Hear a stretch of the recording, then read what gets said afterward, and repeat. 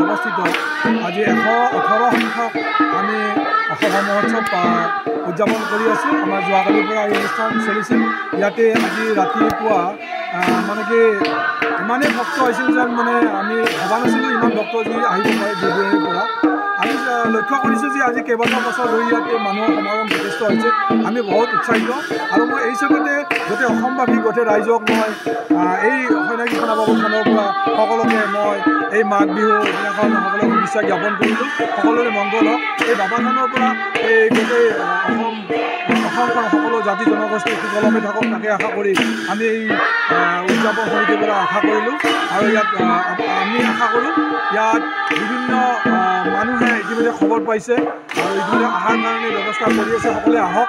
আৰু ইয়াতে আমাৰ আজি নাগৰা নাম আছে, অহাকালি আমাৰ দিনজোৰা নাগৰা নাম আছে। ৰাতি আমি আমাৰ স্থানীয় গায়কৰ দ্বাৰা আমি পৰিৱেশন কৰিম আৰু অহা পৰহিও আকৌ একেই ব্যৱস্থা দিনত নাগৰা নাম আৰু ৰাতি আমাৰ সাংস্কৃতিক সন্ধিয়া আছে। আমি আশা কৰোঁ সকলো সুন্দৰভাৱে ইয়াতে পূজাৰীটো চলি যাব। আৰু মই সকলো ভক্তপ্ৰাণ ৰাইজক এইটো আমাৰ থানলৈ নিমন্ত্ৰণ কৰিছোঁ। আপোনালোকে এবাৰ আহি দেখা কৰক।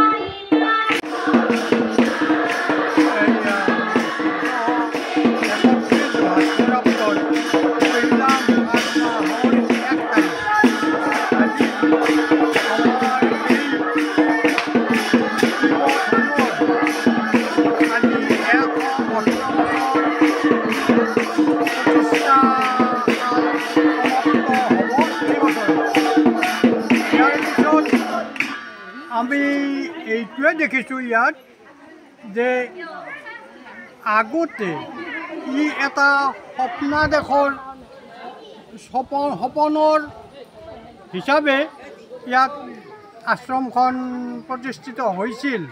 আমাৰ আয়ুসকালৰ ভিতৰতে আজি মোৰ বয়স হাতত ধৰি মই এই অনুষ্ঠানখনলৈ আহিছোঁ। তেতিয়া অনুষ্ঠান নাছিল।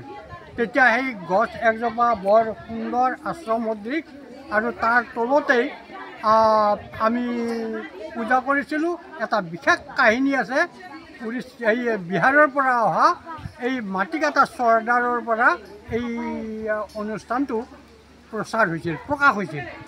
আৰু সেই প্ৰকাশৰ পিছৰ পৰা ক্ৰমাগতভাৱে মনপুৰৰ পৰা আমাৰ গোসাঁইঘৰৰ তৰফৰ পৰা প্ৰতি বহাগ মাহৰ 1 তাৰিখে ইয়াত ঠগি দি থকা হৈছিল।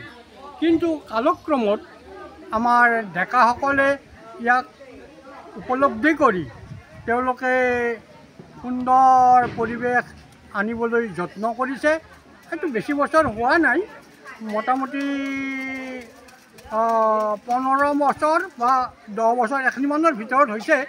আৰু যোৱাকালি ইয়াত এটা হোম যজ্ঞৰ হোম মানে এই ধুনি যজ্ঞৰ অনুষ্ঠান সৃষ্টি হৈছিল।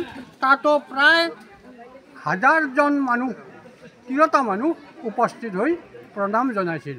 আৰু আজি তাৰে প্ৰথম মাঘ মাহৰ প্ৰথম দিন আজিৰ কাৰ্যসূচীত আছে বহুকেইটা আমাৰ নতুন নৱপ্ৰজন্মই সুন্দৰভাৱে শৃংখলাবদ্ধভাৱে পৰিচালিত কৰিছে আৰু পৰিচালিত হ'ব।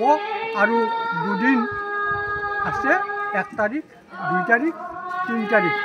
এই 3 দিন মাঘৰ মাহৰ আমাৰ অনুষ্ঠানটো ইমানতে সমাপ্ত হ'ব।